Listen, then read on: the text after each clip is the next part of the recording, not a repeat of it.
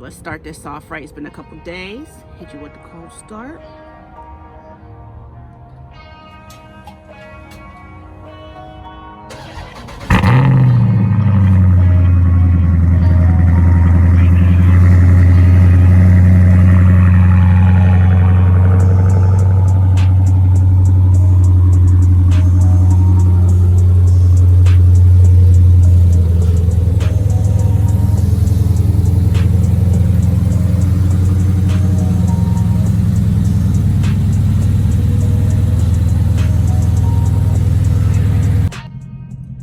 Okay, we're all settled in the Challenger now. I'm just gonna go over what we pay monthly for this Scat Pack. I'll go over first and foremost what we had before the wide body. I was driving a 2019 Charger Scat Pack, but it was a narrow body. It was gorgeous. I love that car. It's just I've always wanted a Challenger, so we were leasing that vehicle, and then almost towards the end of the lease, my husband was like, start looking for what you might want next. And so we found this Challenger at Wooster Dodge in Wooster, Ohio. So for the Charger, the narrow body Scat Pack that I had before this, we had owed $29,425, and they gave us $33,500 for that Charger Scat Pack. Now, I have barely put any miles on there. When I was working locally, like literally 5-10 minutes tops away from my house. So I really wasn't accumulating a bunch of miles, even though it was a lease. So we got positive equity of about a little over $4,000 for that vehicle, to be exact, $4,075 to put towards the Challenger. So the Challenger, on the sticker, the base price was $38,995. My add-ons for this vehicle is the driver convenience group. That's $1,095. Harman Kardon audio is $1,595. Wide body package is additional $6,000. Torque Flight 8-speed transmission, $1,595. Performance spoiler is $695. Red brake calipers, $495, and the destination charge at that point in time was $1395, bringing a total MSRP on this vehicle to $53,560.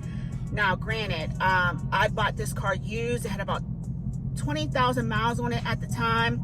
Has 33,087 miles on there now. So I haven't put much on here in the last 2 years that we've owned it. So the internet price on this vehicle was $41,000 through Wooster Dodge. My husband was able to, I think, talk them down to 40, maybe 39.5 at best. So I don't remember what the final price was, but I will tell you what we got it for out the door. So we bought it for $32,721 for a 2019 Dodge Challenger Scat Pack wide body. And our interest rate at that point in time was 3.99%. I know, right? What we wouldn't do for 3.99%. And it had me, I was like starting to wonder for the 2023s next year. I wonder, is Chrysler Capital going to offer any 0% financing? I don't even know if they can, with the interest rates being so crazy now. So, yeah, financing is going to be quite interesting when people start taking delivery of these vehicles next year.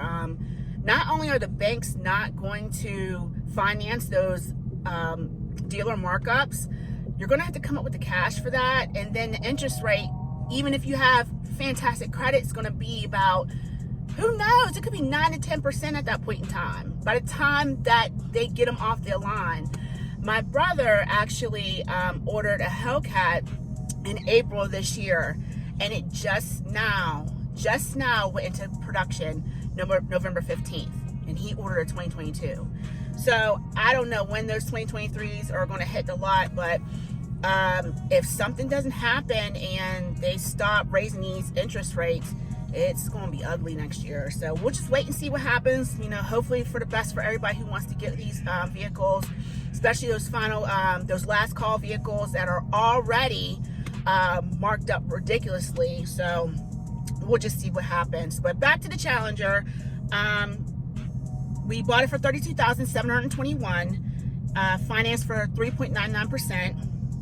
And then once we bought it back home, we paid our taxes locally.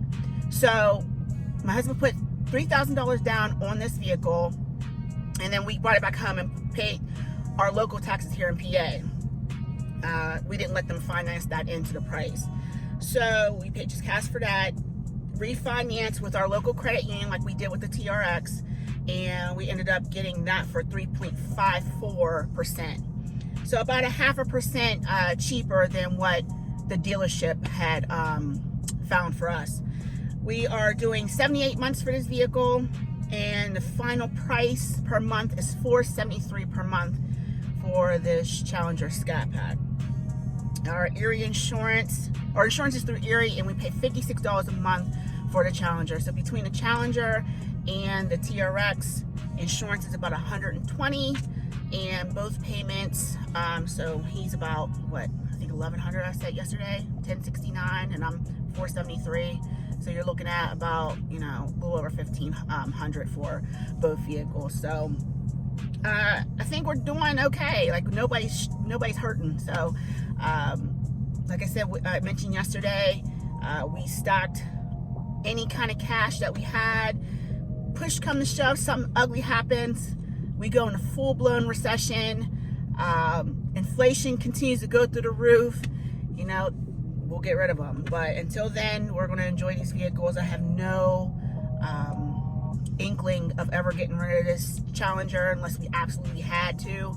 And yeah, this is definitely not something that I'm thinking, oh, in the long run, this thing's going to be worth so much money. No, I'm keeping it until it falls apart, until it rusts, until the wheels fall off and cannot be put back on again. So I've always wanted a Challenger. It's a really fun car to drive, as most of you probably already know. I've had no issues with it thus far. My husband changes the oil on it whenever it needs to be done. Only things I've had done to it, I did that cold start in the beginning. I did have the exhaust. I had the mids taken out, the resonators taken out, and then replaced with Dynomax racing bullets. So I don't know if it was picking it up on the video. Sometimes I feel like you really can't hear like how loud it is, but it's loud.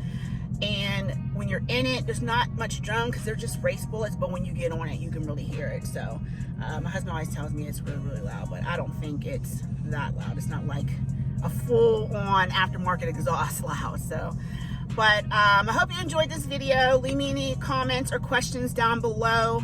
I don't know what I'm going to be doing with this thing. I really want hood pins.